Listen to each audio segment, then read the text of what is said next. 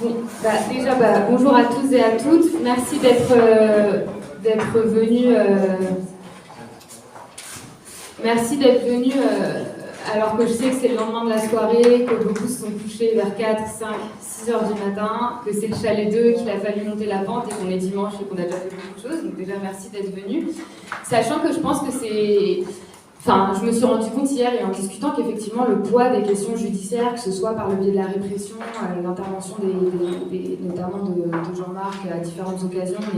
mais aussi par le nombre d'avocats qui est présent ici, que ce soit la petite équipe juridique qu'on commence à constituer depuis un an, où il y a une petite dizaine d'avocats, mais aussi, et je tenais à souligner, des camarades qui ont plus d'expérience et qui j'espère interviendront dans cette discussion, qui nous ont fait le plaisir de venir débattre et échanger ici. Et je pense qu'en fait, le poids des avocats par rapport à la taille de notre petite organisation est quelque chose d'un peu inattendu, ou en tout cas, c'est pas forcément la norme. Et c'est ça qui m'a donné l'idée aussi d'essayer de proposer ce topo-là, que j'ai appelé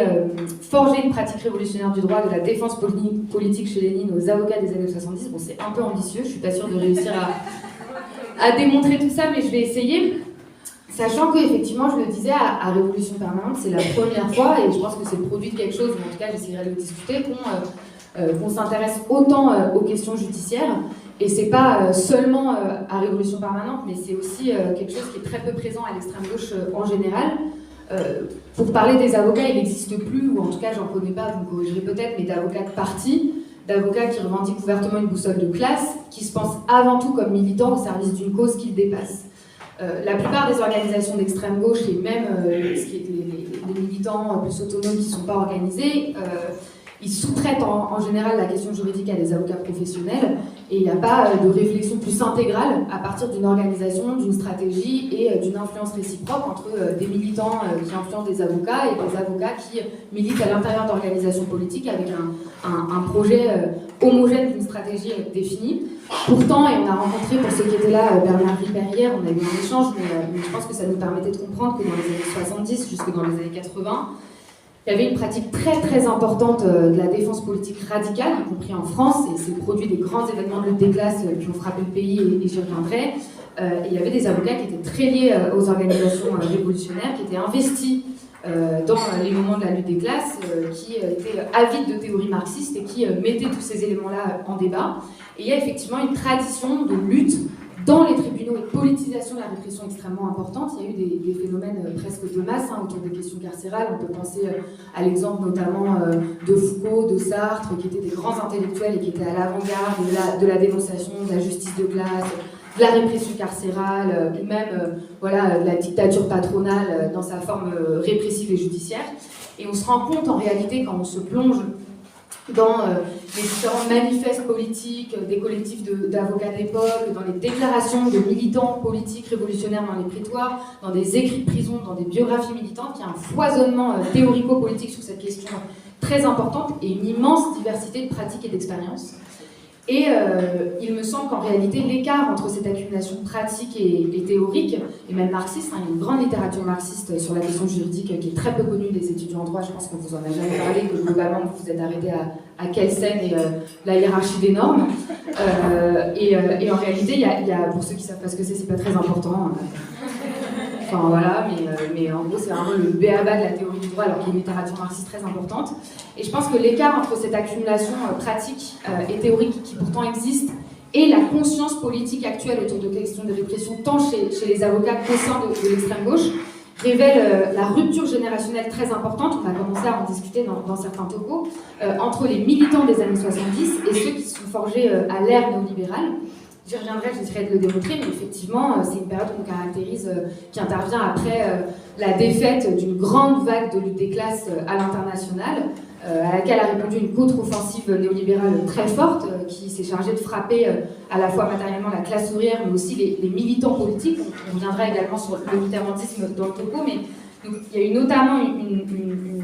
véritable politique de persécution pénale qui visait à liquider toute une partie des militants de cette génération de la lutte extra-parlementaire, mais aussi la diffusion d'un discours idéologique extrêmement fort. On l'a abordé à de nombreuses reprises et du coup je ne m'attarderai pas dessus, mais vous savez que la bourgeoisie, notamment en France, a été traumatisée par ces 10 millions de grévistes et cette situation quasiment insurrectionnelle dans la capitale, y compris de la part du mouvement étudiant et de la jeunesse, qui a joué un rôle extrêmement subversif, et que s'est employée par la suite, elle a mis énormément d'efforts à diffuser un discours pour démontrer que l'époque de la lutte des classes était révolue, que c'était la fin de l'histoire, que la classe ouvrière avait disparu au profit de la classe moyenne, et qu'effectivement le capitalisme était le moins mauvais des systèmes, qu'il n'y avait pas d'alternative. De notre point de vue, la majorité des organisations syndicales et politiques se sont adaptées à cette stratégie, à cette rhétorique, ont abandonné une partie des acquis de cette époque, des débats stratégiques, au profit d'une forme de résistance pacifique, et en intégrant l'idée que les grandes crises révolutionnaires étaient de l'époque du passé et qu'elles ne reviendraient pas de sitôt, et que dès lors, il n'y avait pas lieu à se préparer politiquement à des grands moments d'affrontement et à la répression qui s'ensuit. C'est pour ça que vous ne trouvez plus aujourd'hui dans le paysage politique et judiciaire des grands procès politiques, des luttes idéologiques dans les prétoires et des militants politiques qui donnent tout, j'ai envie de dire,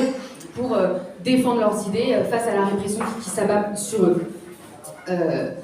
Néanmoins, je pense que le problème il est en train de retrouver une actualité, et je le disais, à mon avis, le nombre d'avocats, d'étudiants en droit qui s'intéressent à notre organisation, et même, je le disais, le fait que j'ai des camarades de mon cabinet qui nous aient fait plaisir de venir ici, je pense que c'est quand même le symptôme de l'actualité de cette discussion. Il est indiscutable que la crise de 2008,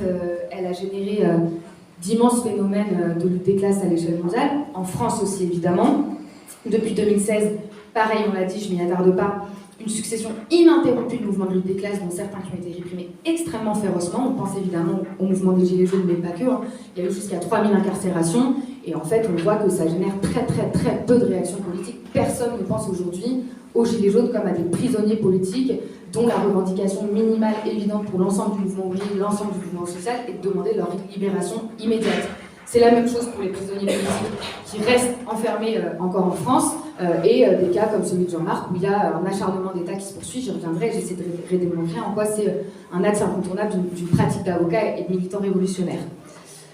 Le problème, et je rentrais dans le vif du sujet, c'est qu'à mon avis, avec le retour de cette répression-là, on a un retard de conscience politique par rapport à la bourgeoisie, entre le niveau de la répression qui est imposée et la conscience qu'on a à des organisations d'extrême gauche pour s'armer, pour résister, pour se préparer et forger des générations de militants capables de résister aux offensives répressives qui se préparent. Et c'est à partir de cette petite définition, je ne sais pas si on peut appeler ça une définition, mais que j'ai voulu m'intéresser aux grandes expériences de défense politique et de lutte dans les tribunaux du XXe siècle, pour en tirer quelques fils de continuité stratégique, voir quelles leçons on en tire, quelles limites, quelles critiques on en fait. Moi j'ai un certain nombre de critiques que je voudrais aussi également soumettre au débat, et qu'on échange sur cette base-là. Ça nous permet de nous armer pour la séquence à venir. Et évidemment, je le dis ici, on va parler d'avocats, mais c'est pas du tout un débat de juristes. C'est évidemment, à mon avis, une question qui doit intéresser l'ensemble des camarades et de la future organisation qu'on doit être amené à construire. Sur les procès politiques, la répression, les traditions de lutte du XXe siècle, j'ai choisi de diviser la question un peu en deux parties, parce qu'il y a souvent deux grands acteurs dans les moments de l'affrontement contre l'État dans les tribunaux. C'est d'une part le militant, qui est celui qui assume la responsabilité de sa stratégie et qui a besoin d'être le plus solide, et d'autre part l'avocat, qui parfois collabore, parfois c'est aussi un rôle ouvertement réactionnaire. Il faut discuter, interroger aussi cette relation-là. Donc pour commencer par le militant, on ne va pas s'intéresser aux procès politiques en général, parce qu'en fait, souvent, on est tous sur le même plan. Je vais vous parler de Louis XIV, Socrate, Dreyfus, comme les grandes affaires d'État. Nous, on va s'intéresser aux procès des révolutionnaires dans les tribunaux, c'est-à-dire que l'enjeu, de manière générale, c'est pas seulement de démontrer qu'il y a une injustice, une erreur de droit, mais c'est aussi de retourner l'offensive de l'État contre lui-même et d'avancer sur les positions de son parti, les positions de sa cause, les positions de son programme, et d'essayer de mener une défense active qui permette aussi de faire de l'agitation à l'échelle de masse. Sur ce point, il y a une référence qui est incontournable, en fait, qui a traversé les générations, qui est une lettre que Lénine il écrit en 1904 aux militants du Parti ouvrier social-démocrate qui sont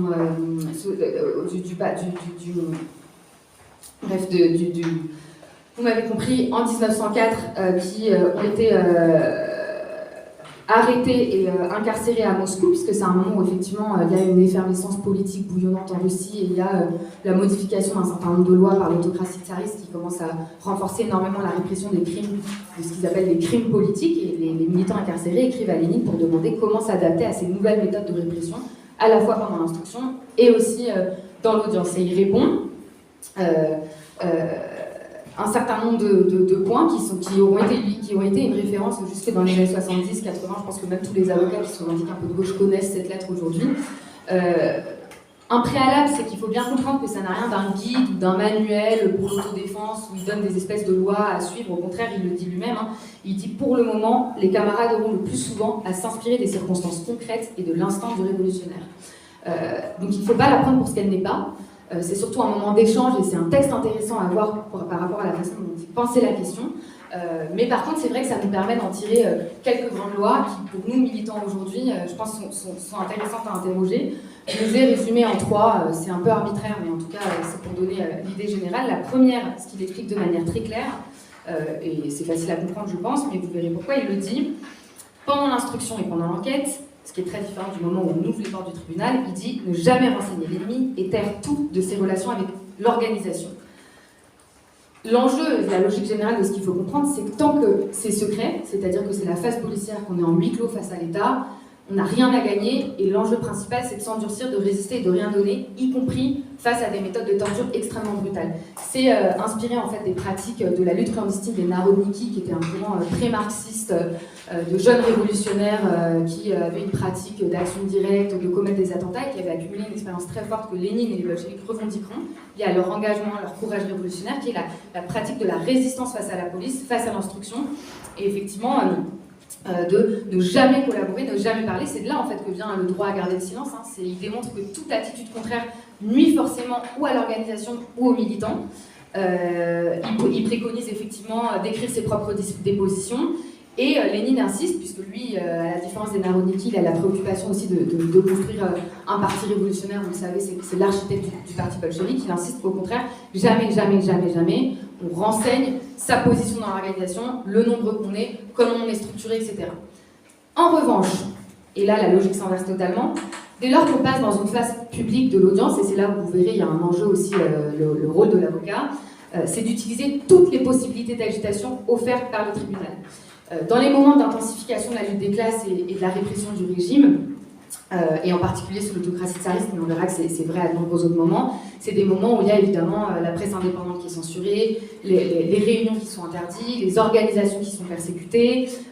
et une restriction extrêmement importante de la liberté d'expression, et ce qui fait que finalement, les prétoires, les tribunaux, c'était quasiment les seuls espaces de tribune qui restaient aux militants politiques pour batailler pour leurs idées. Et du coup, c'est aussi autour de cette tension-là que se développe la nécessité d'utiliser le tribunal pour toutes les modalités d'agitation possibles. Et c'est de là que vient la phrase qui sera utilisée beaucoup après, et que Lénine synthétise en disant « s'adresser aux masses par-dessus la tête des juges, attaquer le régime accusateur ». Et donc vous trouvez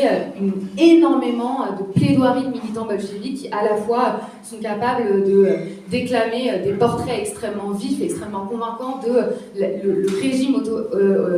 russe pourrissant, l'effervescence de la Russie, mais aussi de se battre de manière extrêmement scientifique, extrêmement carrée sur le parti qu'ils veulent construire. C'est là qu'ils exposent leur lutte de tendance avec les mencheviks, qui distinguent la spécificité de leur programme de manière extrêmement précise et extrêmement organisée. Donc c'est intéressant de voir ça. Dernière grande leçon, et si je dis ces 3 leçons, c'est parce que vous verrez qu'elles irriguent, ou en tout cas de mon point de vue, l'ensemble des procès politiques qui se dérouleront au XXe siècle, c'est diriger extrêmement fermement l'avocat et le soumettre par tout moyen à la défense politique choisie par le militant. Et une phrase qui outre, enfin je sais pas si on peut outrer, je veux dire qui choque les avocats, vous verrez des thèses qui disent que c'est incroyablement dogmatique, que c'est affreux, que c'est terrible, parce qu'il l'exprime de manière très ferme, mais je pense que ça a un sens, s'il le dit, vous allez comprendre. Les avocats doivent être inflexiblement tenus en main, placés sous les rigueurs de l'état de siège, car cette canaille d'intellectuels joue souvent de mauvais tours. Leur déclarer à l'avance, si tu te permets, vieux salaud, la moindre inconvenance ou de verser dans l'opportunisme politique, je t'interromprai tout de suite en public. Après, il dit les menacer, mettre les menaces à exécution, enfin voilà. Il est très ferme. Et au-delà du verbe, je pense qu'il faut comprendre la logique qui sous-tend ça, que par ailleurs je pense que je partage. Après, je la nuancerai, ou en tout cas j'essaierai de l'interroger, de voir qu'est-ce que nous, on peut partir de quoi on peut la comprendre. La première, c'est que ça permet de comprendre qu'en réalité, la répression judiciaire, c'est un moment de la lutte des classes. C'est pas un affrontement dans une arène neutre à partir de laquelle voilà, on se bat à armes égales. C'est un moment de la lutte des classes et qu'il faut toujours se préparer à l'autodéfense. Il faut que le militant soit capable d'assumer la responsabilité politique de ses propres actions, qu'il soit endurci par la conviction de son programme, de sa stratégie, et capable de les défendre en autonomie dans les moments les plus durs, y compris, et j'y reviendrai, parce que les avocats peuvent souvent être nommés pour saboter la défense politique du militant en question. J'essaierai de le démontrer. La deuxième leçon, c'est aussi qu'il opère une répartition très stricte des tâches entre la défense politique, qui, je le dis, revient au militant organisé, qui a la responsabilité de faire vivre sa stratégie et de la défendre, et les avocats qui se doivent de pratiquer, de maîtriser les moyens de droit, et seulement les moyens de droit, subordonnés à l'orientation militante. Donc, en d'autres termes, une leçon générale qui sera applicable en réalité à tous les procès des militants politiques insurgés au service d'une cause, c'est de subordonner le juridique au politique et combattre et comprendre, je le disais, qu'il ne s'agit pas d'un combat à armes égales sur un terrain neutre, mais pour reprendre les mots des avocats qui défendaient les militants du FLN, j'y reviendrai, du procès d'un ordre politique contre un autre. Donc si on part du principe que c'est le procès d'un ordre politique contre un autre, l'enjeu du procès, c'est de produire un rapport de force qui inverse l'offensif, qui permet de gagner l'opinion publique à sa cause et qui permet effectivement de faire le procès du régime accusateur. Souvent, la question que les gens se posent, c'est est-ce que c'est incompatible avec l'intérêt du client? Est-ce qu'en fait, c'est sacrifier un intérêt individuel au service d'une grande cause et instrumentaliser finalement une situation particulière pour faire rendre diatribe sur la situation? Je pense qu'il faut comprendre que non. C'est en réalité la seule chance de salut quand ce qui se joue, c'est effectivement un affrontement politique qui va bien au-delà de l'arène judiciaire en tant que telle. Et il y a deux procès qui sont importants à connaître pour s'en convaincre. C'est des procès politiques qui sont particulièrement parlants parce qu'il s'agit de cas, on pourrait presque parler de complot d'État, enfin, on n'a même pas besoin de parler de complot, mais je veux dire c'est des cas où les faits sont entièrement inventés. Il y a une détermination extrêmement forte à punir jusqu'au bout. Donc d'un côté, on est face à cette contradiction parce qu'on pourrait se dire finalement la défense juridique elle paraît évidente puisque il y a des arguments factuels pour démentir, les faits sont inventés, on pourrait se défendre en disant mais non, regardez, j'étais pas là, c'était moi, pas moi, vous voyez bien, j'ai rien fait, c'est impossible, etc. Mais de l'autre, c'est finalement la pire des idées puisque quand l'État est prêt à inventer jusqu'ici, c'est qu'il y a une telle détermination à punir, quitte à mettre en danger ses propres pratiques, ses propres lois, à s'exposer aux yeux des masses sur sa nature réelle, qu'il est clair que l'issue du procès se joue ailleurs. Les deux exemples dont je voudrais vous parler, qui permettent de comprendre ça, le premier c'est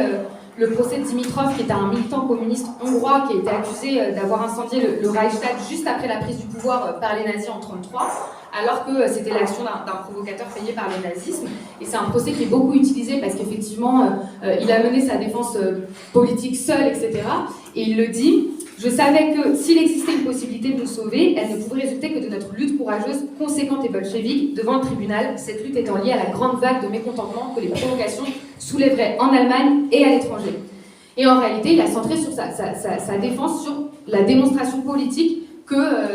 sa position de cadre communiste n'aurait pas pu le mener à une action qui aurait eu pour effet celle d'un provocateur, mais en réalité légitimer la contre-offensive du nazisme contre les partis communistes. Le deuxième exemple, évidemment, c'est celui de Georges Ibrahim Abdallah, qui est un militant impérialiste, il y a le film ce soir dont on a beaucoup parlé, mais il est accusé d'attentat qu'il n'a pas commis. Et ce que je trouve très intéressant, qui refuse de comparaître à son procès en 87, il lit une déclaration, et lui, ce qu'il dit, il y a beaucoup de citations, mais parce que je trouve qu'il faut comprendre la manière dont il s'exprime et dont il se défend et avec quel vocabulaire. Et lui, ce qu'il dit, c'est ça, l'ABC de votre justice, le fond de ce procès et de ces accusations qui, par ailleurs, ne me sont que des honneurs que je n'ai pas mérités. Si notre peuple ne m'a pas confié l'honneur de participer à ces actions anti-impérialistes que vous m'attribuez, au moins j'ai l'honneur d'en être accusé par votre cour et de défendre leur légitimité face à la criminelle légalité des bourreaux. Donc on voit qu'en réalité, tout en démasquant l'absence de preuves et tout en disant que le dossier est absolument vide, il déjoue la nature fondamentalement individualisante et fondée sur la culpabilité personnelle du procès pour recentrer la question sur l'issue qui est en réalité l'affrontement d'un ordre, d'une justice coloniale contre la pratique politique de militants anti-impérialistes. Et dans ces deux cas, ce qui est important de comprendre, et on comprend la distinction que Lénine opère entre l'avocat et le militant, c'est que pour le cas de Georges Ibrahim Abdallah, son avocat était directement payé par les services secrets pour affaiblir sa défense, obtenir des informations, et dans le cas de Dimitrov, effectivement, il explique que son avocat, qui lui avait été commis d'office, était carrément nazi. Donc on voit que ce sont des méthodes, et Georges Ibrahim Abdallah, je ne reviens pas, on en parlera ce soir, mais on voit que c'est des méthodes de lutte politique d'ensemble qui sont employées par l'État, et donc c'est seulement avec un rapport de force au moins équivalent qu'il est possible d'y faire face. Donc je le disais, on voit dans ces circonstances le rôle du militant, c'est le plus important en fait dans la défense politique, c'est la colonne vertébrale, c'est celui sans lequel il est impossible de mener un combat jusqu'au bout avec l'État et son arme judiciaire. Le militant en tant que l'expression de son programme, de sa stratégie et de sa détermination à le défendre. Et c'est la raison pour laquelle même on fait tous ces topos, pour discuter de comment est-ce qu'on est capable de s'endurcir, de s'y préparer. Mais de l'autre côté, effectivement, les avocats, à différents moments du XXe siècle, ont pu jouer un rôle très important dans la lutte politique, à la fois en utilisant les moyens de droit pour affaiblir l'accusation, c'est ce que dit Lénine, mais il est aussi intéressant de voir que la répartition des rôles, elle n'est pas si étanche, et qu'il y a plus de porosité entre une forme de pratique politique des avocats et la défense, l'utilisation des moyens de droit. Il y a beaucoup d'avocats qui sont intéressés à la défense politique de leur propre point de vue, celui du défenseur, celui de l'avocat, en particulier dans les moments d'intensification de la lutte des classes et de l'affrontement, qui génèrent évidemment une réaction répressive du régime. Il y a des secteurs d'avocats, sous pression des poussées révolutionnaires et du bouleversement qu'elles impliquent, qui ont commencé à développer une pratique subversive de la profession, d'abord presque par nécessité, pour déjouer en fait les outils d'une justice d'exception contre lesquels les pratiques de droit normal ne pouvaient rien, mais ensuite en questionnant plus profondément le rôle du régime, sa nature coloniale, sa nature bourgeoise, parfois avec beaucoup d'engagement, y compris personnel, de détermination, allant jusqu'à mettre leur vie en jeu. Et après j'expliquerai les limites que je vois là-dedans dans leur compréhension. Mais également, on discutait avec Bernard Ribert hier, qui a été l'avocat d'Action Directe pendant des années. Il nous racontait comment est-ce que ça s'est aussi associé d'une persécution pénale de lui-même extrêmement intense. Et ça montre aussi l'articulation qu'il existe entre les avocats qui, dans des moments de crise, acceptent de défendre des prisonniers politiques tels que ceux d'Action Directe, et leur position de défenseur qui finalement est de plus en plus interrogée par la situation.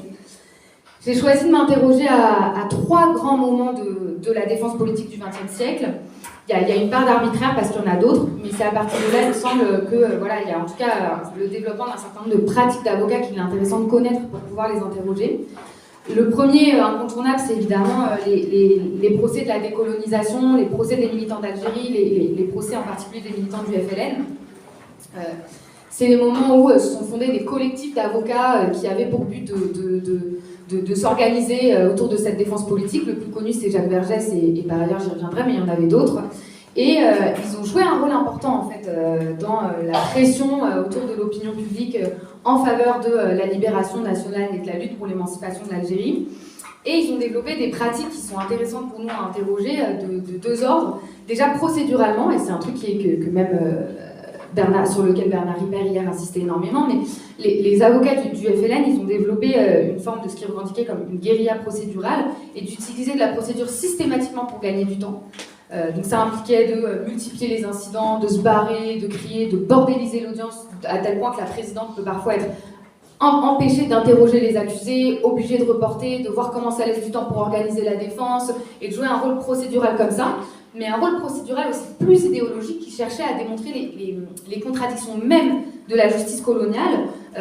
puisqu'elle utilisait des procédures dérogatoires en direction des Algériens, donc beaucoup plus strictes, évidemment, avec une restriction de liberté importante, etc., tout en niant leur statut de prisonnier politique. Et ils cherchaient par là, effectivement, à démontrer, vous verrez leur manifeste qui s'appelle la défense politique, à chercher à faire une démonstration auprès de l'opinion publique en France sur l'enjeu de la lutte à mort, en fait, qu'avait engagé l'État français contre ces militants.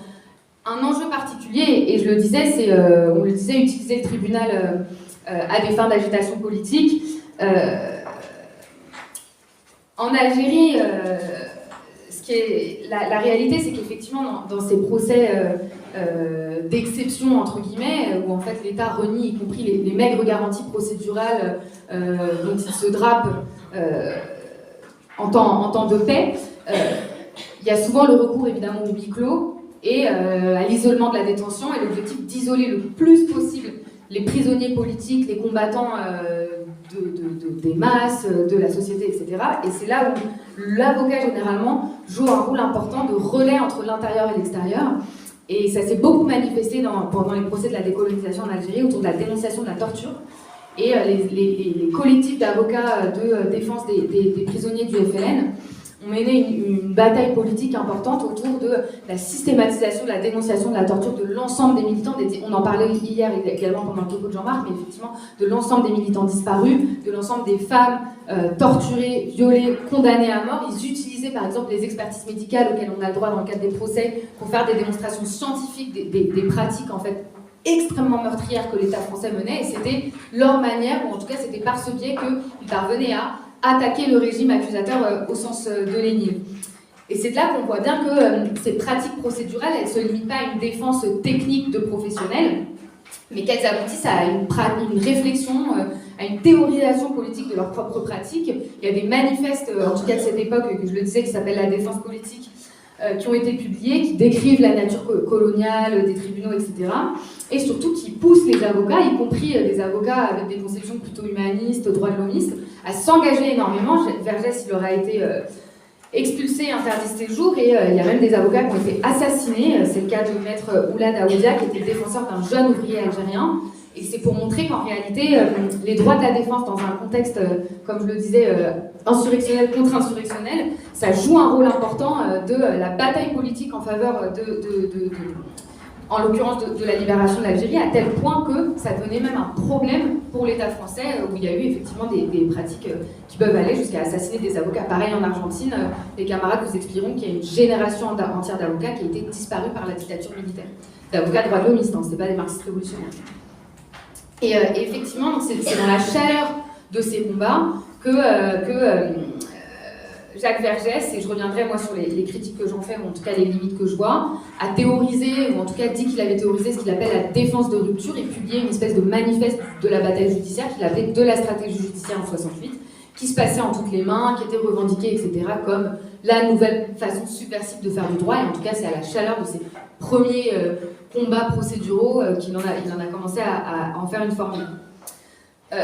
Je le disais donc, c'est dans le cadre d'une confrontation, en fait, d'une lutte à mort hein, pour le pouvoir, en l'occurrence dans le cadre d'une lutte pour l'indépendance d'une nation opprimée, mais c'est dans ce cadre-là que sont poussés à son paroxysme les moments de l'affriquement judiciaire. Il y a une préparation politique de cette première génération d'avocats. Et le deuxième moment de la défense politique du XXe siècle qui va m'intéresser, c'est la génération plus de 68. Avec une différence qui moi me semble importante, c'est qu'il y a une partie de cette génération qui s'est politisée avant tout comme militant du mouvement, pas seulement comme avocat, comme accompagnateur, comme défenseur, mais comme militant du mouvement. Il y a eu des comités de grève d'étudiants en droit, il s'appelait le PAN, le Panthéon assassinataire, mais c'est un comité de grève spécifique qui se dotait d'objectifs concrets à la fois de mettre leurs compétences au service de la répression massive qui touchait les étudiants et les ouvriers, mais aussi de questionner l'ordre judiciaire, son rôle social, de questionner l'ordre des avocats, de questionner la position des avocats dans la société, d'écrire sur ça, de le débattre. Et surtout que, vous savez, on l'a décrit, donc évidemment une offensive répressive en 68 et une offensive particulière qui a attaqué ensuite les organisations politiques. Il y en a 12 d'entre elles qui ont été dissoutes par un décret du 12 juin 68, donc des organisations, voilà, les trotskistes, des maoïstes, le mouvement du 22 mars, beaucoup. Et en fait, cette dynamique de dissolution, et par ailleurs, à l'époque, on utilisait aussi le versant pénal, hein, parce que là, on commence à voir les dissolutions d'organisations, on ne poursuit pas encore leurs dirigeants pour reconstitution de ligue pénale, de ligue dissoute. À l'époque, il y avait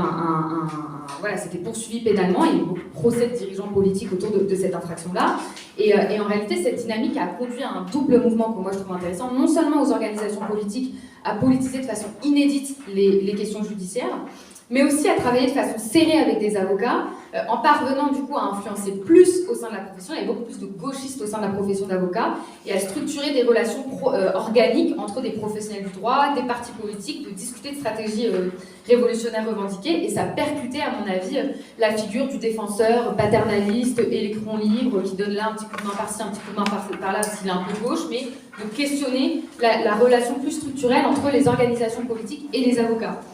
Je ne rentrerai pas dans le détail parce qu'on pourrait parler de tout ça très longtemps, mais c'est surtout autour même des expériences oui, de la dissolution de la gauche prolétarienne, de la censure de leur journal, La Cause du Peuple, du procès de leur dirigeant Alain Gesmar, mais aussi de toutes les interrogations politiques qui ont émergé autour de ça. Donc c'était des grands moments, je vais parler en introduction, mais c'est le moment où il y a eu aussi l'émergence à une échelle plus de base des luttes anticarcérales, avec la figure de Foucault notamment. Mais donc ça a été un moment vraiment de politisation très très très intense des questions de répression à échelle beaucoup plus large. Et la deuxième dynamique que je trouve intéressante, c'est non seulement une politisation vers l'extérieur des questions judiciaires, mais aussi création lancement d'un véritable activisme judiciaire en tant que tel. Il y a eu beaucoup de collectifs, même, on peut penser à l'avocat Henri Leclerc, pareil, j'en parlerai dans ma dernière partie, mais à l'avocat Henri Leclerc, qui était l'avocat de la gauche prolétarienne, un avocat historique de ces années-là, qui a écrit beaucoup de choses, mais il y a eu beaucoup, par exemple, un collectif qui s'appelle Secours Rouge, qui était un comité anti-répression, soutien aux prisonniers politiques, dans lequel les avocats avaient des rôles militants de premier plan, mais aussi des collectifs d'action avocats, pas juste autour de la défense d'une cause, comme par exemple pour les Algériens, mais autour de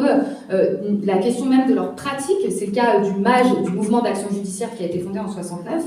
qui était un mouvement avec des limites, et j'essaierai de le revenir, éclectique politiquement, pas avec une colonne vertébrale très claire, mais qui avait le mérite de se poser un certain nombre de questions, d'être interprofessionnel, de contester la nature corporative de la pratique, du métier, et d'avoir trois grands objectifs. Le premier, c'était d'utiliser leurs compétences de juristes avec des boutiques du droit, donc c'était des permanences juridiques ouvertes en permanence à l'ensemble des classes populaires, que vous ayez un problème de divorce, un problème de droit des étrangers, un problème de droit du travail, vous trouviez quelqu'un du MAJ à la porte de laquelle vous pouviez toquer pour essayer de vous répondre, et ça permettait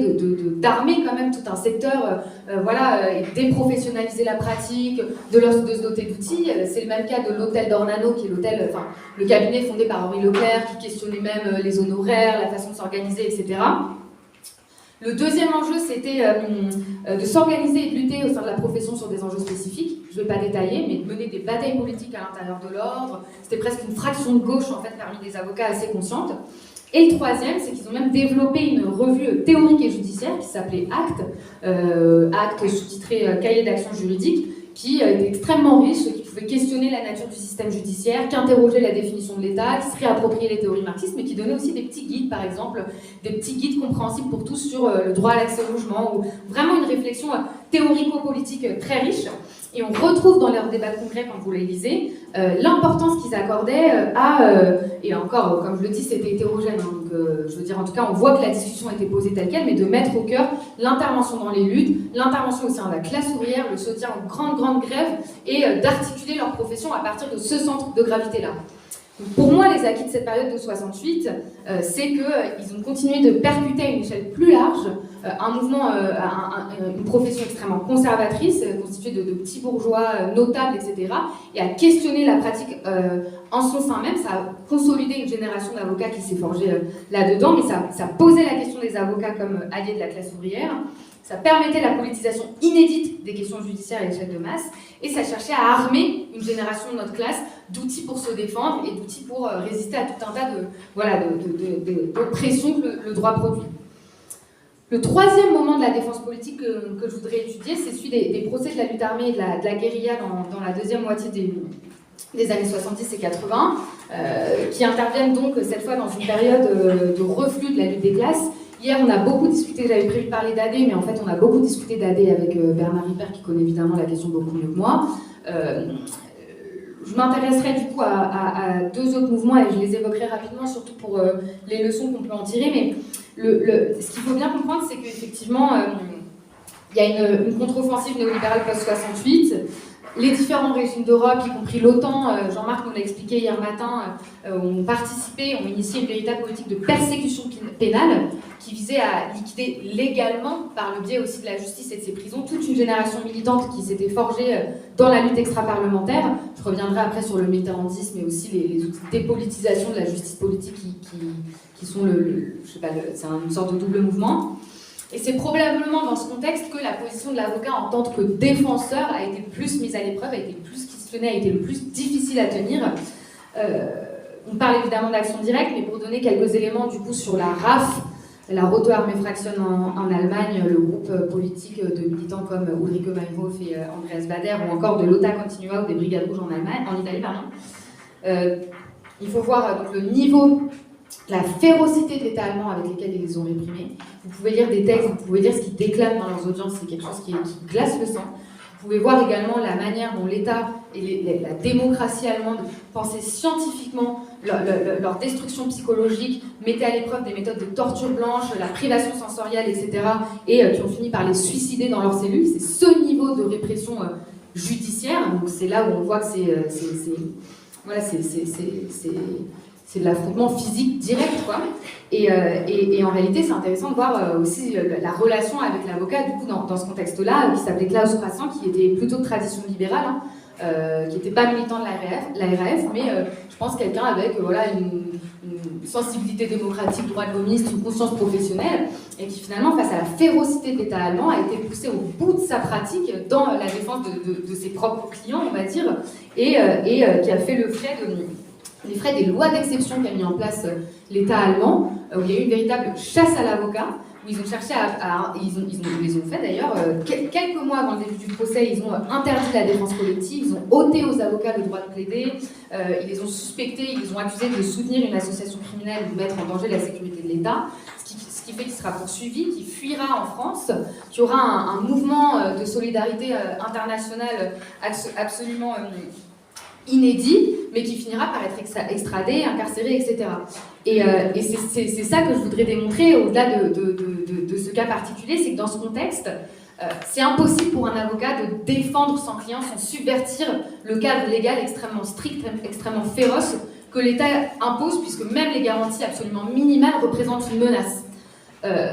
Et le dire concrètement, c'est que par exemple, l'avocat, dans ce contexte, lorsqu'un détenu est condamné à l'isolement, qu'il est soumis à la privation sensorielle et à toutes les méthodes de torture politique qu'on lui impose, l'avocat, il joue un rôle important.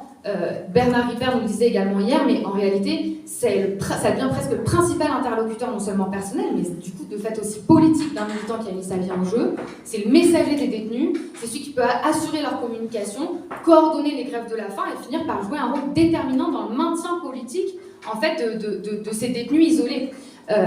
Et la deuxième leçon, à mon avis, qui est importante de ces pratiques-là, c'est de regarder en face le vrai visage de ce qu'on appelle les démocraties occidentales et en l'occurrence allemandes, post-68, issues de l'offensive néolibérale, qui n'ont aucun problème à réhabiliter, à recycler des dispositifs issus du nazisme à l'égard des avocats pour liquider l'héritage, la mémoire, le patrimoine politique de ces générations militantes et des avocats qui les ont accompagnés. Le deuxième exemple, c'est celui des Brigades Rouges. C'est la même dynamique. Et pour montrer le niveau d'investissement et la position en fait, qu'on interroge du simple défenseur dans le cas effectivement de procès de confrontation du politique, c'est que les avocats en Italie, ça a été les premiers, ou parmi les premiers, à être dénoncés par les repentis des lois Cossiga. La politique qu'il y a eu en Italie, ils n'ont pas osé réhabiliter les dispositifs d'exception qui permettaient de persécuter les avocats, puisque ça n'avait même pas été adopté sous le fascisme italien. Hein. Mais du coup, ils avaient une méthode qui s'appelle les lois Cossiga, qui consistait à promettre l'absolution aux militants qui balançaient. Et ça a généré une vague de dénonciation extrêmement vaste, puisque par ailleurs, plus tu donnais d'informations, plus ta peine était réduite. Et parmi les premiers à avoir été exposés, ça a en réalité été les avocats des Brigades Rouges, puisque ça a été des avocats qui ont accompagné des militants, qui les connaissaient, qui avaient énormément d'informations, et y compris des avocats démocrates, libéraux, qui finalement ont été soumis à la répression au-delà de leur niveau de conviction politique réelle, mais seulement parce qu'il est impossible de défendre un principe démocratique abstrait dans ce niveau de confrontation et d'intensification de la lutte des classes. Pour vous donner un exemple, et Bernard Ripper nous le disait hier aussi, mais les avocats, à partir du coup de ce refus de la lutte des classes, et ça a un écho avec ce que même Daniela disait dans le plénier, de la constance idéologique plus générale, mais il ne restait plus personne qui voulait défendre les militants d'AD, les militants de la RAF, les militants des Brigades Rouges. Plus personne n'était prêt à mettre sa vie en jeu dans un moment de lutte des classes, même pour assurer des garanties minimales qui sont les grandes règles de la profession qu'on nous apprend à des militants politiques. Et pour vous donner un exemple un peu tragique, mais il y en a plein d'autres, mais moi je trouve qu'il est parlant, en tout cas il m'a touché, c'est un avocat qui s'appelait Eduardo Arnaldi, qui n'était même pas militant, qui, le 19 avril 80, qui était défenseur de beaucoup de militants des Brigades Rouges, a vu les keufs arriver chez lui, tout perquisitionné. Il a pris son téléphone, il a essayé d'appeler tout le monde pour trouver un confrère qui était capable de venir l'assister pendant la perquisition. Il a trouvé personne, il a pris un revolver dans son tiroir, il s'est tué. Il y a eu ses funérailles, il n'y a pas un avocat du barreau qui s'est déplacé. Et le cortège était uniquement constitué par des militants spontanés, des militants des brigades et de leurs sympathisants. Et c'est pour montrer, si je cherche à dire ça, c'est parce que c'est pour montrer que c'est le début de l'époque où les avocats reculent énormément politiquement et idéologiquement. C'est le moment où ces pratiques subversives commencent à s'étioler. C'est aussi en France, et j'y reviendrai, le moment du mitterrandisme et de l'offensive néolibérale, donc double mouvement, j'ai essayé de le dire, à la fois de persécution pénale extrêmement forte, mais aussi de dépolitisation de la répression, et Jean-Marc, je pense, en parlait, c'est la fin de la Cour de sûreté de l'État, du statut de prisonnier politique, l'introduction des politiques d'amnistie, mais aussi, on peut dire quelque chose que la culture de l'oubli. On a parlé avec l'extradition des Italiens, là, je ne sais pas si vous avez suivi, mais Macron qui voulait accorder l'extradition des Italiens, tout le monde a parlé de la doctrine Mitterrand, comme si Mitterrand avait choisi de protéger, d'accueillir les brigades rouges en France, etc. au moment de leur fuite, mais c'est pas du tout ça. Ce qu'ils négociaient, c'était ceux qui pouvaient rester en France, les militants de la lutte armée en Italie, c'est ceux qui publiquement renonçaient à l'ensemble de leurs conditions politiques. Donc ça jouait aussi un rôle direct pour affaiblir le mouvement de lutte politique de cette génération-là. Et à partir de là,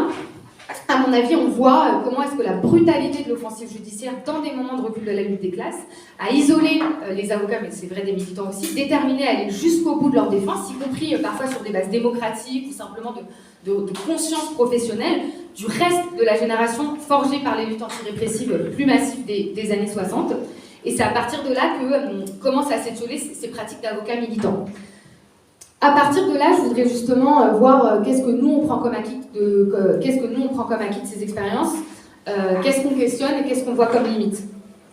J'ai essayé de détacher 3 leçons stratégiques. Bon, c'est peut-être un grand terme de les dire comme ça. Je pense que par ailleurs il y en a d'autres et qu'on pourra en discuter plus longuement, qui permettent peut-être de comprendre avec quelle boussole, nous, aujourd'hui, on doit construire un collectif d'avocats politiques révolutionnaires, mais aussi comment est-ce qu'on doit comprendre la répression comme militant d'organisation. La première leçon que je voudrais essayer dont je voudrais vous convaincre, c'est qu'il ne faut jamais déconnecter la pratique du droit de la lutte des classes. Aujourd'hui, quand on parle de défense politique, et encore, comme je le disais, c'est quelque chose dont on parle finalement assez peu au-delà des milieux un peu judiciaires, mais quand vous en parlez, même quand vous êtes avocat de gauche, c'est jamais présenté comme la traduction juridique de phénomènes de lutte des classes à des moments, à des époques convulsives. C'est surtout présenté comme une espèce d'art de juriste, un coup d'éclat d'avocats géniaux, des gens qui se prennent presque pour des acteurs. Il faut lire les biographies d'avocats militants de l'époque qui vous expliquent qui se sentent, ou je sais pas quoi, acteurs, mais c'est vraiment comme ça. Vous trouverez des compilations de plaidoiries de ce qu'on appelle des ténors du barreau, qui citent pêle-mêle des affaires qui politiquement n'ont rien en commun, à part le fait d'avoir été défendues par telle star de je ne sais quoi. Et d'ailleurs, on entend souvent dire, et là je reviens à ce que je disais de ce grand avocat dont vous avez entendu parler, Jacques Vergès, qui est un des avocats les plus connus en France, on entend souvent dire qu'il a inventé ce qu'il a appelé ensuite la défense de rupture. Et de la stratégie judiciaire, l'ouvrage dont je vous parlais, vous pouvez lire par ailleurs, hein, c'est quand même très intéressant, ce serait son manifeste. Mais ce livre, et qui est par ailleurs très peu questionné, au-delà de toutes les acquis, les expériences énormes qu'il incarne, moi je ne partage pas les catégories et la logique avec laquelle il le fait, puisqu'il distingue presque dans l'abstrait la défense de rupture et la défense de connivence, donc une défense de rupture qui serait une défense politique, d'affrontement, etc., une défense de connivence qui serait une défense plus de collaboration avec la justice, d'usage des moyens de droit, etc. Mais pour moi, le problème, c'est que cette logique s'attend à autonomiser les catégories juridiques des conditions politiques dans lesquelles s'affrontent des militants dans les tribunaux et l'État. Il fait une liste de procès, donc on parle de Dreyfus, Louis XIV, machin, comme si ce qui les distinguait, c'était la méthode judiciaire de lutte choisie par l'avocat pour les militer, et sans aucune articulation avec en réalité les enjeux politiques propres des procès en question. Et ça permet d'ailleurs de comprendre pourquoi, à mon avis, c'est un personnage qui est presque l'évolution caricaturale de lui-même et de l'avocat type, puisque c'est quelqu'un qui a joué effectivement un rôle très important dans la défense des militants du FLN, comme je le disais, dans les années 50-60, et qui a fini par, vous le connaissez sûrement d'ailleurs, j'en parle avec Camille, pour avoir défendu surtout Klaus Barbie, qui est un haut dignitaire nazi, et en revendiquant, et sa phrase pour le revendiquer, c'est de dire « Plus l'accusation est lourde, plus le devoir de défendre est grand, comme un médecin doit soigner tout le monde ». Et en réalité, ça exprime le fait qu'une défense déconnectée d'un projet stratégique lié à la lutte des classes, ça peut un jour jouer le rôle progressiste de renforcer la position de militants insurgés, et le lendemain, renforcer les institutions du régime, défendre des figures contre-révolutionnaires au nom de la neutralité de l'outil de droit et d'une conception abstraite du droit à la défense. Pourtant, j'ai essayé de démontrer, et on pourra en discuter, que les moments les plus subversifs de l'usage du droit, c'est pas une évolution naturelle de la pratique ou les éclairs de génie d'individus particuliers, ils sont liés aux poussées révolutionnaires qui provoquent la nécessité de se défendre et d'organiser une contre-offensive. Ce que je veux dire, c'est que la bataille juridique, elle comprend évidemment des caractéristiques qu'il faut maîtriser, qu'il faut apprendre. Ça peut être voilà, les guerres procédurales des avocats du FLN, la pratique procédurale de Bernard Ripper, tel qu'il nous l'expliquait hier, mais qu'elle ne peut jamais s'autonomiser d'une fin politique, sinon c'est se bercer d'illusions, non seulement pour le militant lui-même qu'on défend, une simple défense passive, c'est prendre le risque d'une condamnation totale et d'une défaite sans combat, mais plus en général, au-delà de l'issue du procès, c'est prendre le risque de faire de la défense une fin en soi, de se limiter à des conquêtes extrêmement partielles et à des combats individuels. Et en ce sens, Marx, il décrit très bien les illusions de juristes qu'il faut combattre lors de son autodéfense dans un procès à Cologne, parce que vous verrez, voilà, tous les militants politiques sont passés par la case de l'autodéfense. Mais donc, de son procès à Cologne, dans le cadre d'un procès pour un délit de presse en 1949, il dit « La société ne repose pas sur la loi, c'est une illusion de juriste. C'est au contraire la loi qui repose sur la société. Voici le Code Napoléon. Je l'ai à la main. Il n'a pas engendré la société bourgeoise moderne. Bien au contraire. La société bourgeoise, née au XVIIIe siècle, trouve dans ce code son expression légale. Dès qu'il ne correspondra plus aux rapports sociaux, il ne sera plus qu'un tas de papier. » En d'autres termes, la loi, c'est pas la traduction de valeurs abstraites, suprahistoriques, mais ça cristallise le rapport de force entre les classes à un moment donné, et c'est pour ça que la pratique du droit, elle y est indexée, elle est indissociable. Sans cette boussole, la tendance naturelle, c'est de se battre dans une succession de batailles juridiques individuelles, et finalement, pour reprendre les mots de Marx, de se défendre pour ce qui ne serait qu'un simple tas de papier. La deuxième leçon que je pense qu'on devrait discuter ici, c'est comment est-ce que ces moments d'affrontement judiciaire révèlent la nature profonde de la démocratie bourgeoise. On oppose souvent l'état d'exception à l'état de droit quand on est juriste, y compris aujourd'hui, on vit sous état d'exception sous état d'urgence depuis 2015. La frontière entre droit commun et droit d'exception, elle est très artificielle, tous les dispositifs sont entrés dans le droit commun, mais souvent la revendication ou la manière dont c'est expliqué, c'est de réclamer un retour à l'état de droit. Mais en réalité, on voit que la totalité des procès, et encore une fois, on en discutait pareil hier avec Jean-Marc dans le topo du matin, mais on voit que la totalité des procès qu'on a détaillés, ils ne se déroulent pas en temps de guerre au sens strictement militaire, mais lors de l'affrontement entre un régime et sa population, entre une classe et une autre. On ne juge pas des criminels de guerre, on juge des opposants politiques et une population insurgée. Pourtant, ce sont systématiquement des dispositifs, des juridictions d'exception, donc dérogatoires, avec des procédures plus spécifiques, plus strictes. Il n'y a pas un moment où il n'y a pas de juridiction dite d'exception. Vous avez les tribunaux spéciaux coloniaux pour l'Algérie. À partir de 1963, c'est la Cour de sûreté de l'État. Et ensuite, à partir de 1986, la Cour d'assises spécialement composée qui aura jugé, du coup, notamment Georges Ibrahim Abdallah et les militants d'Action Directe. Et toutes ces juridictions, c'est en réalité des juridictions qui sont composées de juges triés sur le volet avec un recrutement confidentiel. C'est des anciens militaires extrêmement liés à l'extrême droite, choisis secrètement par l'exécutif, qui ont des relations très très étroites avec les services de renseignement, qui sont payés avec des primes, qui ont des primes aux crimes d'exception. Et on voit qu'en réalité, c'est l'organisation d'un fonctionnement permanent de l'État. C'est simplement que c'est son visage le plus dur, celui qu'il a besoin de mobiliser lorsqu'il doit se défendre, attaquer dans des moments de lutte des classes, et que son autorité politique est remise en cause et ses fondements sont contestés. Et c'est pour ça que notre alternative, c'est pas un retour à l'état de droit. Au contraire, la question, c'est de voir comment est-ce qu'on utilise toutes les batailles ponctuelles judiciaires pour affaiblir la démocratie bourgeoise dans son ensemble et renforcer les conquêtes des classes opprimées, des militants qui se battent et évidemment de la classe ouvrière. La troisième leçon, pareil, que je voudrais soumettre au débat, c'est la dernière, c'est que pour moi, un avocat ne peut pas militer seul et ne peut pas militer sous la forme d'électrons libres. On a discuté de la nécessité d'un avocat lié à la lutte des classes, je le disais en premier point, mais je ne suis pas sûre que ça suffise. Et que pour moi, en réalité, il faut, et en tout cas c'est ce que je veux ouvrir aujourd'hui, un avocat armé d'une stratégie et d'une organisation politique. On voit les avocats des années 70, ils ont été plutôt liés à la lutte des classes, même Vergès, dont je vous parlais tout à l'heure, qui finit par défendre le fait de soutenir Klaus Barbie, etc. Et malgré leur lien avec la lutte des classes, ils ont été très poreux à une double pression. La première, c'est celle du reflux de la conscience de classe après l'échec de la séquence, notamment 68. Et la seconde, c'est la pression de leur propre milieu social et professionnel. Sur la question de la première pression, il faut savoir que la majorité de la génération des avocats, militants, politiques des années 60, 68, 70, elle a été cooptée en France dans la vague du mitterrandisme. Elle a pris le train des deux pieds, ou je sais pas comment on dit, des deux mains, enfin elle est montée dedans avec enthousiasme.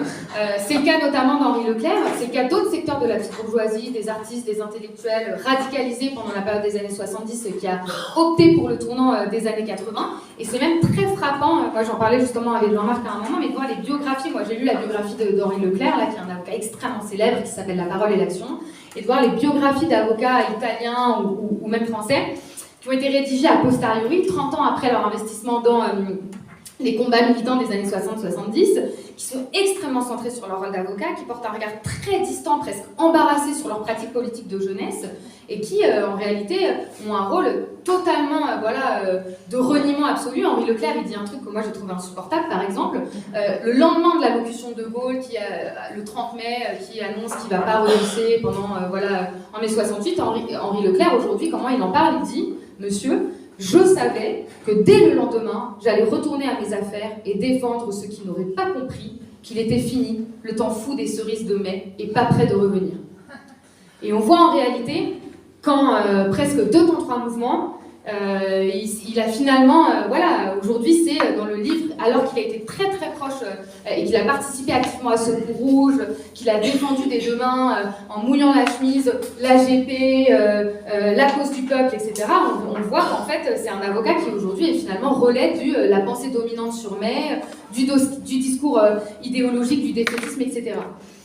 Pour moi, ce recul idéologique, et là c'est une discussion que j'ouvre aussi avec mes camarades du SAF, par ailleurs, auquel moi j'en suis membre et dont je suis membre, et où je pense que c'est un secteur où il y a des choses à faire qui est intéressant, mais je pense que ce recul idéologique, le SAF c'est le syndicat des avocats de France, il a aussi une traduction organisationnelle.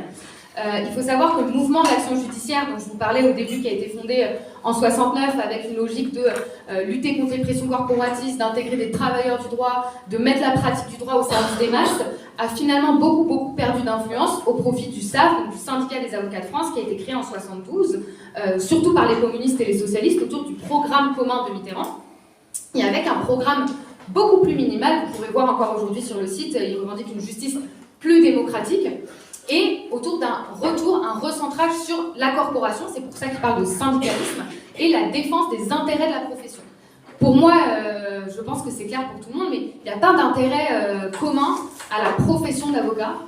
On n'a aucun intérêt commun avec les avocats de Total, avec les avocats de la police, avec les avocats de préfet, et on n'a pas d'intérêt professionnel commun, et en réalité, moi je le disais encore une fois, j'en suis membre, j'ai assisté à des débats qui étaient très intéressants, je sais qu'il y a des camarades ici qui mènent des batailles importantes à l'intérieur, je pense que ça peut être un secteur de dialogue, donc moi l'objectif c'est aussi d'ouvrir la discussion sur ce sujet et de voir ce que vous en pensez et comment le questionner, mais pour moi c'est aussi ça qui fait que il y a très peu de contre-pression dans le SAF, puisque vous êtes organisé aussi autour des intérêts d'une corporation qui pourtant n'a rien à défendre en termes de corporation. Il faudrait qu'on creuse les revendications. Moi je pense que je suis pour la dissolution de l'ordre, je pense que je suis pour lutter pour tout ce qui renforce la pratique corporative du métier d'avocat et qui tend à suggérer que les avocats ont les mêmes intérêts en fait, qui défendent un patron ou qui défendent un travailleur. Du coup, pour moi, cette absence de contre-pression à leur propre milieu professionnel, ça rend pour eux aux pressions des secteurs les plus conservateurs. Et par ailleurs, ça ne remet pas en cause les fondements même du droit. Et ça centre, c'est expliqué comme ça, les modes d'action sont centrés non pas sur les luttes, le rapport de force, la lutte des classes, les grèves ouvrières, les soulèvements populaires, mais sur l'action juridique. Quel type d'action juridique on peut faire, etc. Et du coup, c'est une répartition, mais à mon avis, dans le mauvais sens du terme, entre la lutte et le juridique, puisque cette fois, c'est déconnecté de la lutte des classes. Pour conclure, et ouvrir le débat et vous laisser réagir, parce que, comme je le disais, c'est des discussions qu'on ouvre un peu pour la première fois et je n'ai pas la prétention de les avoir résolues. Mais la première chose, c'est que je pense que de mon point de vue, sans organisation consciente, capable de cristalliser, et c'est aussi ce qu'on discutait dans le plénier, mais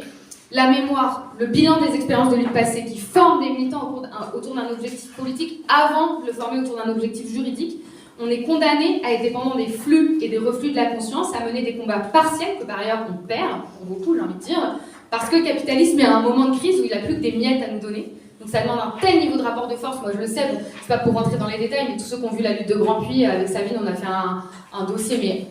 incontestable, parfait, sublime, évidemment. Si 45 jours de grève te permet pas de gagner, moi je revendique à 200% qu'on l'ait fait parce que précisément on l'a fait à mon avis en subordonnant le juridique au politique, mais par contre c'est évident que tu as besoin d'un rapport de force considérable pour faire reculer une multinationale et que c'est pas le juge administratif, il suffit de rentrer dans un tribunal pour s'en rendre compte, qui va te donner raison. Mais en réalité, il reste peu, je le disais en introduction, de cet héritage politique, non seulement dans le monde militant, mais aussi à l'intérieur de la profession, alors c'est son propre héritage. Et c'est pas un problème individuel, hein, c'est pas une critique individuelle, c'est un problème d'époque dans laquelle on s'est forgé. Nous, on est effectivement la génération politique, professionnelle, qui s'est forgée dans l'époque du triomphalisme néolibéral, du reflux de la conscience, et par ailleurs sans connaître de moments de lutte des classes d'une telle intensité. Je le disais aussi dans le topo de Jean-Marc, mais une des questions, un des défis les plus difficiles, c'est comment est-ce qu'on forge des révolutionnaires sans révolution, et encore plus dans un secteur où c'est très à contre-courant. Quand on est avocat, on a 1000 autres choses à faire dans la vie plutôt que de devenir militant révolutionnaire, et on a des pressions encore plus fortes parce qu'on ne sait pas comme un ouvrier en 3-8 qui trie, mais pour qui c'est presque une question de survie. Je veux dire, les contradictions, elles sont différentes. Pour nous, on a 1000 vies qui s'offrent à nous et 1000 alternatives.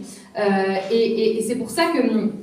ce que je voudrais dire sur l'actualité et pourquoi est-ce que je trouve enthousiasmant d'ouvrir cette discussion aujourd'hui, c'est que nous, ça s'articule aussi dans le projet d'organisation qu'on veut construire. Comment est-ce qu'on est à rebours et à contre-courant d'une extrême gauche qui s'est adaptée à ces conditions de militantisme extrêmement pacifiées, qui militent principalement au rythme des échéances parlementaires. Pourtant, notre génération, et on l'a discuté à de nombreuses reprises, je pense qu'elle pensait jamais connaître la guerre. Et pensait effectivement elle-même idéologiquement s'être adaptée à ce contexte pacifié dans lequel on a été éduqué. On voit que c'est pas vrai, que l'avenir de milliers de jeunes et même de l'entièreté de notre génération, il est extrêmement menacé, que ce soit par les guerres, les crises écologiques, les crises sanitaires. Et je pense que l'enjeu, c'est de voir comment on va utiliser ces compétences, utiliser ce patrimoine, utiliser cette accumulation pour se préparer à la hauteur de la conflictualité mondiale. Je vais finir et pour dire que en fait c'est le sens, je le disais, en tout cas ce que j'aimerais développer comme pratique d'avocat, ce que j'apprends aussi et que encore une fois je le disais, je suis très heureuse de le mettre en dialogue avec des avocats qui aujourd'hui n'ont pas forcément cette tradition et en même temps voilà quelqu'un comme Sabine qui me forme beaucoup et auprès de qui j'apprends beaucoup et qui en plus vient aux universités d'été et qui me laisse la liberté de faire ça, donc je trouve que c'est aussi une grande qualité qu'on puisse avoir ces échanges-là et cette oreille-là, et pour moi c'est quelque chose d'aussi extrêmement progressiste. Et une dernière chose, il y a quelque chose d'indiscutable, c'est que moi, ce qui me touche beaucoup et ce qui m'a impacté en fait en lisant tous ces textes, en m'intéressant à ces procès politiques et en fait à la vie de ces militants qui s'y sont investis jusqu'au bout, que ce soit, j'ai essayé de le démontrer, principalement évidemment les militants révolutionnaires, mais aussi parfois leurs avocats, c'est le courage et la détermination révolutionnaire de la génération des années 70, la passion et l'engagement total qu'ils ont été capables de fournir, et c'est en réalité ça qui terrifiait le plus la bourgeoisie. Et Dany disait, moi je partage totalement, une des plus grandes conquêtes aujourd'hui, c'est je veux dire, d'avoir réussi à reculer jusqu'au bout et de faire du militantisme révolutionnaire quelque chose d'ultra d'avant-garde, d'idéologiquement extrêmement à contre-courant, etc. Et moi, je finirai sur ça, mais j'ai beaucoup remercié Jean-Marc Rouillant à différentes occasions, dans des meetings et tout, mais un truc que j'ai pas dit, au-delà des apports qu'il nous a fait, des échanges, de la transmission, moi, un truc que j'aime beaucoup, qui revendique de nous, c'est que je crois que c'est la première personne depuis que je milite qui revendique notre propre passion militante, qui a toujours été extrêmement à contre-courant dans l'extrême gauche. Dans le NPA, on nous faisait passer pour des fous d'une secte endoctrinée qui militait du matin au soir. C'est la première personne qui dit que ça lui rappelle le militantisme de sa jeunesse. Et moi, je pense que c'est autour de la compréhension de ce à quoi on est confronté, et effectivement de la revendication de cette passion militante qu'on peut forger des avocats d'une trempe qui seront capables de résister et de jouer un rôle important dans les grands défis qui s'annoncent, et aussi de voir que, un dernier mot, c'est vraiment la fin, quand on parle du combat pour la libération des prisonniers politiques, moi ce que je pense qui est très important, c'est que c'est ça aussi l'enjeu du combat. C'est que la persécution des prisonniers politiques, effectivement il y a la question de la détention, la question de la torture que ça implique, de l'inhumanité qu'on leur réserve, mais c'est la persécution des prisonniers politiques, c'est avant tout la persécution du militantisme révolutionnaire, du courage et de l'engagement, et c'est pour ça qu'à mon avis il faut réussir à réhabiliter l'importance de batailles de masse pour la libération de ceux qui ont donné leur vie et qui ont été prêts à s'affronter jusque dans les tribunaux, face à la prison, etc., pour une cause qu'ils défendaient. Et à mon avis, c'est aussi le rôle d'avocat de se poser ces questions de grandes campagnes massives en ce sens-là. Voilà, merci.